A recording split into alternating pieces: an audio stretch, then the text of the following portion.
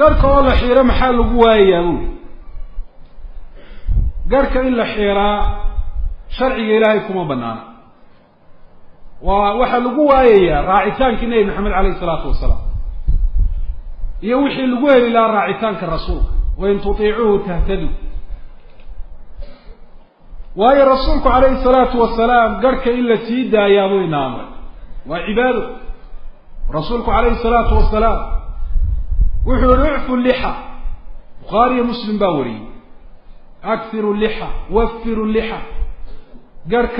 سيداية قرك فربضية رسولكم عليه الصلاة والسلام قربوا لها البخاري صحيح سيكون في كتاب الصلاة مركز الصحابة لو يدي السيدات كو قرن ترتين إن رسولك الصلاة دنا القرآن ككر لو قال إنسان صلاة الظهر وكله إنه القرآن أخرينيه وعن كنا نعرف ذلك بالضراب لحيته وعن كو قرن ترني دقدقاقة وصمين يجركيس ورسولك وكسي كذا أي يقول دبت أجن هذا نجركيس دقدقاقي سائر كذا marka garway waliba rasuulku kaleey salaatu wasalaam inuu lahaa ayay taasi marka cadeynayso marka dad jeceshay maxamed kaleey salaatu wasalaam ku day oo rabbi lixiyataka kama rabba lixiyataka sidoo garkiisa rasuulku uu sii daayay adna uu sii daa haxiirin midda kale maxaa ku kadeeday maalin walba hawl baad ku jirta mikiinad baad isla daba taagan marka saacuun iyo finan iyo dhibaato هذا نفط هذا فوق العصا قرق وقرح وانا هيبة الرجال وهيبة الرجوي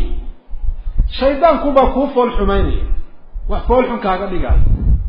حيرتي سنه واحد قرح بدن وكدا يرانيسو كاغا دغاي ادغي ايون باطا هذا دغ كخيتي ادي كلا داداد وا انتيدو انت ادي كيران وميسد كنا وينان ميسد marka isku dhibin waxa marka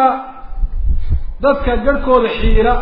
u daran kuwa iyagoo garkii xiiraya haddana dadka amarkii rasuulka qaatay ee xadiiska ku dhaqmay ku caay markii oo qofka gar leh ay kelmad isla yara seegaan oranaya garka xuma dheer baad dhigaysa ana garkii uu caay war garku muxuu ku geystay yada aniga ila hadash yaani garka ila sii daaya wuxuu kamid yahay diintii Nabi Maxamed buu kamid yahay marka ha caayin shay diinta kamid ah caayin waxa aflagaadeen hadii qofka marka diinta ku dhaqmaaya diinta uu ku dhaqmay awgeed loogu jeesjeesana waxay taasi kamid tahay jeesjeeska qofku uu ku gaaloobay sida Ilaahay Quraanka uu ku sheegay qul billahi wa ayati wa rasulihi kuntum tastahzi'un la ta'tadiru qad kafartum ba'da iimanikum